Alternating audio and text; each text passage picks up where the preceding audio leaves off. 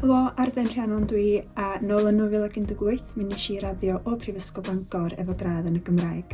Ers graddio, dwi wedi cael cwpl o swyddi, dwi wedi bod yn gynorthwydd marchnata yn Pontio, a dwi rwan yn gweithio fel swyddog cyfathrebu I Mudiad Meithrin. Hefyd yn fy amser sbar, dwi yn gwirfoddoli fel aelod o dîm rheoli feddwl.org. Yr uchafbwyntiau I mi o amser I yn y brifysgol ydy'r safon dysgu a'r anogaeth amhrisiadwy ges I gan Adran y Gymraeg. Heb hynny, fyswn I heb di cael fy sbartynau sgwennu'n greadigol, na'r hyder I ddanfon fy ngwaith I eisteddfodau a falle. Nath o hefyd gymell fi I ddechrau blog iechyd meddwl, a dwi wedi bod o'r rhedeg hwnnw ers 4 mlynedd bellach. Felly, allai ddim camol ysgol Gymraeg ddigon mae hi'n adran arbennig a phwysig iawn. Rhywbeth arall nath gyfoethogi fy mhrofiadau I Mangor oedd gallu ymuno efo chymdeithasau a hynny I gyd am ddim. Enghraifft, Cymdeithas y Ddrama Gymraeg.